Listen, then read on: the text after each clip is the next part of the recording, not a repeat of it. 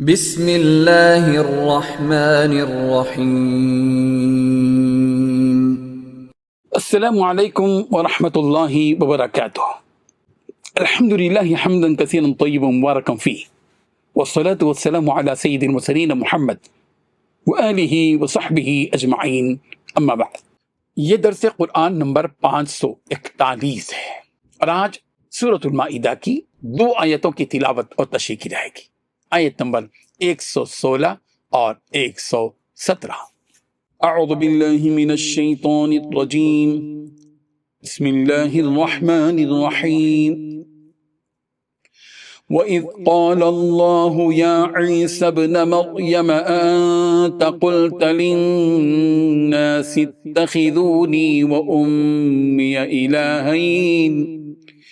إِلَٰهَيْنِ مِن دُونِ اللَّهِ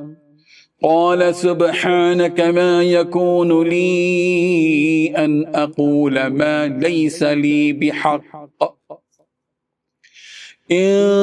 كنت قلته فقد علمته تعلم ما في نفسي ولا أعلم ما في نفسك إنك أنت علام الغيوب ما قلت لهم إلا ما أمرتني به أن اعبدوا الله ربي وربكم وكنت عليهم شهيدا ما دمت فيهم فلما توفيتني كنت أنت الرقيب عليهم وأنت على كل شيء شهيد صدق اللہ العظیم۔ لفظی ترجمہ یوں ہیں، وَإِذْ اور جب، قال اللہ کہے گا اللہ، یا عیسیٰ ابن مریم اے عیسیٰ ابن مریم، أَأَنْتَ قُلْتَ لِلنَّاسِ کیا تو نے کہا تھا لوگوں کو، اتخذونی کہ بنا لو مجھے، وأمی اور میری ماں کو، الہین 2 معبود، من دون اللہ اللہ کے سوا۔ قال تو حضرت عیسیٰ کہے گا، سبحانک تو پاک ہے، ما یکون لی لائق نہیں تھا میرے لیے، ان اقول کہ میں کہوں، ما وہ بات جس کا لیسا نہیں لی مجھے بحق کوئی حق، ان کنت قلتہ اگر میں کہا ہوتا، اگر میں نے یہ بات کہی ہوتی، فقد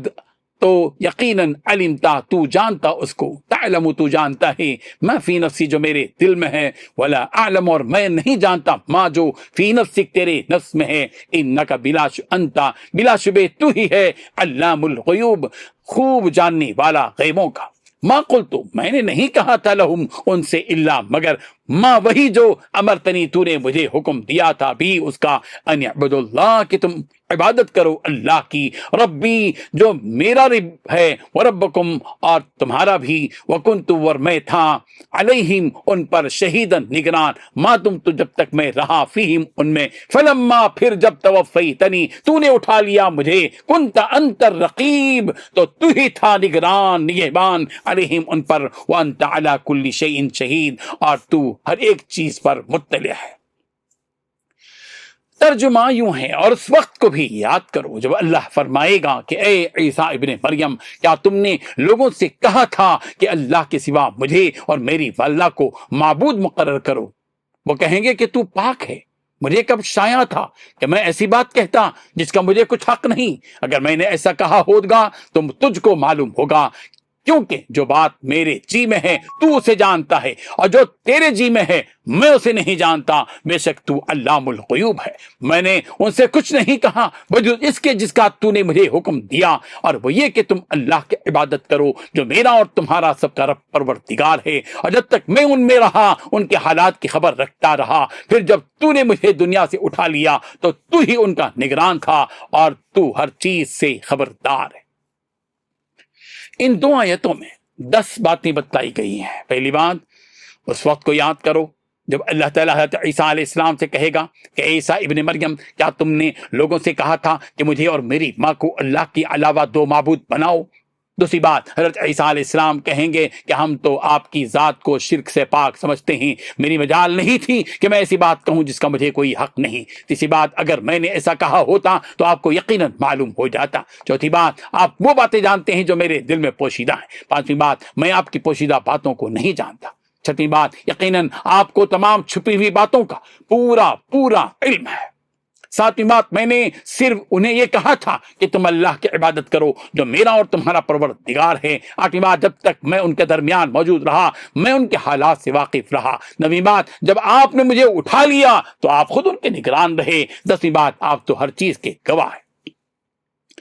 حاضرین و ناظرین، جب قیامت کے دن سارے لوگ جمع ہو جائیں گے، جس میں یہود و نصارہ، مشرک، کافر، منافق، مسلمان، مجوسی وغیرہ سب کے سب ہوں گے، اللہ تعالیٰ اس دن حضرت عیسیٰ علیہ السلام سے یہ سوال کریں گے کہ کیا تم نے لوگوں سے کہا تھا کہ مجھے اور میری والدہ کو اللہ کے سوا معبود بنا لو؟ یعنی کیا تم نے ان لوگوں کو اس بات کی دعوت دی تھی کہ اللہ تعالیٰ کو چھوڑ کر میری اور میری ماں کی عبادت کرو؟ اس سوال کے جواب میں حضرت عیسیٰ علیہ السلام پہلی بات یہ کہیں گے کہ میرے اللہ، آپ تو ان ساری چیزوں سے بالکل پاک ہیں، ہر قسم کے شرک سے آپ بالکل پاک ہیں۔ دوسری بات یہ کہیں گے کہ یہ بات میرے شان کے خلاف ہے کہ میں شرک کی دعوت دوں، میں تو آپ کا بھیجا ہوا نبی اور رسول ہوں، آپ کی روح اور کلمہ ہوں، اس قدر آپ کے مجھ پر احسانات کی بارش ہے کہ آپ نے ایسے ایسے معجزات مجھے عطا کیے جو بے مثال ہیں۔ ان سب حقیقتوں کے باوجود میری زبان سے یہ جملہ نکل سکتا ہے؟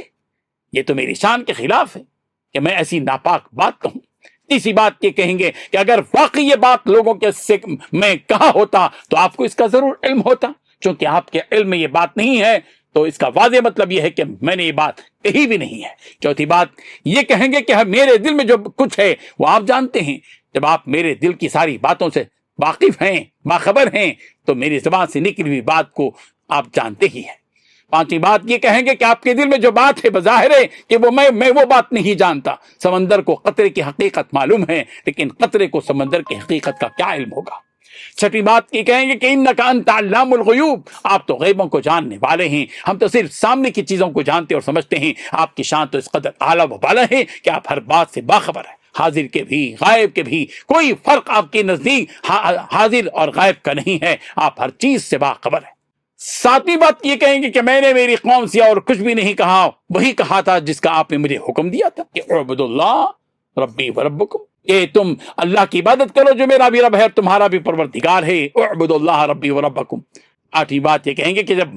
کہ میں جب تک میری قوم کے درمیان میں رہا میری قوم کے حالات سے باخبر تھا۔ نویں بات یہ کہیں گے کہ جب آپ نے آسمانوں سے مجھے اٹھا لیا تو میری کوئی ذمہ داری ہی نہ تھی، اس قوم کے نگران تو بس آپ ہی تھے۔ دسویں بات یہ کہیں گے کہ آپ تو ہر چیز کے گواہ ہیں، سب سے بہتر گواہی تو آپ ہی کی گواہی ہے۔ اللہ تبارک و تعالیٰ ان آیات کو سمجھنے کی توفیق عطا فرمائے، آمین۔ وآخر دعوانا ان الحمد للہ رب العالمین۔